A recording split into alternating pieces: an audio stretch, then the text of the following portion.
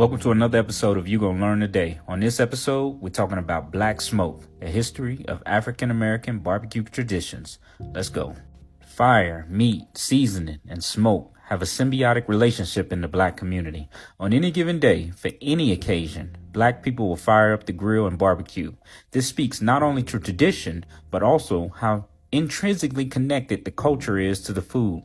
Barbecue is more than just a pastime in the black community. It is a form of art.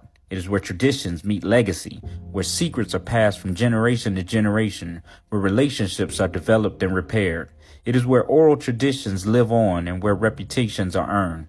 African Americans and the tradition of barbecue is as much the story of blacks in the New World as slavery is.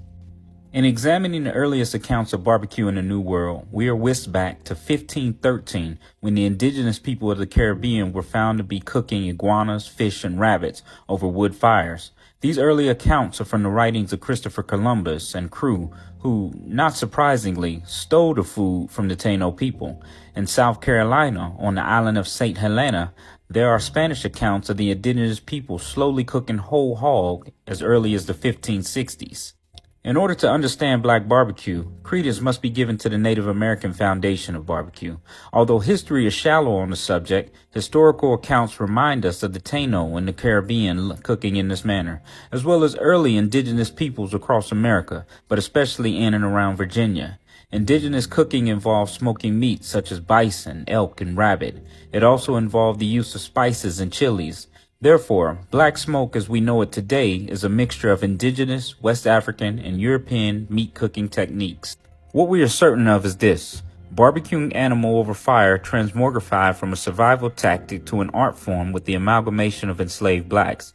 Historical writings and oral history clearly illustrates how Bonds people infused traditional African practices of seasoning meats into their methodology. The use of herbs and spices greatly enhanced flavor. They also added the technique of slow roasting, offset cooking, searing, and underground cooking into their repertoire. Culinary historian Adrian Miller says, quote, "We have newspaper articles in the 1800s that are saying, in order to have an authentic barbecue, you have to have a Negro man or a colored man." So it's almost like African Americans are part of the recipe. Like, you couldn't have good barbecue without African Americans involved. So that's how prominent African Americans were, end quote. The term pitmaster refers to an elderly slave who was an expert cook and led the effort to prepare the barbecue for the slaveholders. Younger slaves worked under the pitmaster to learn how to prepare a whole hog for a barbecue. The term pitmaster was born in the dark times of enslavement when these elderly cooks were barbecuing using earthen pits. The earliest known printed reference to a pitmaster was published on September 22, 1939 by the Daily Times News of Burlington, North Carolina. The most popular technique used by Bonds people in antebellum and freemen post-Civil War was the underground pit. Learning to smoke meat in an underground pit is a true art form and used well into the 20th century.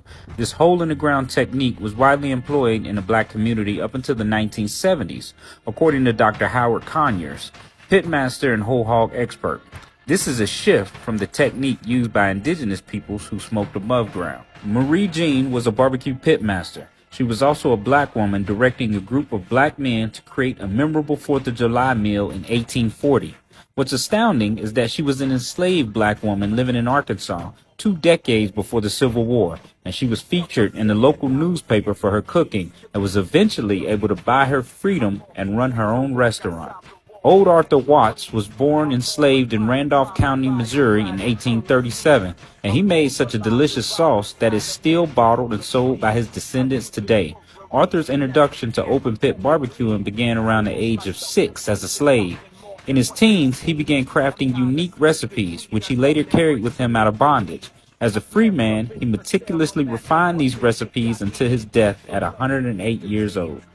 Mr. Wesley Jones shared his account of early barbecue in his recorded slave narratives. In his account, we see a couple of themes reiterated.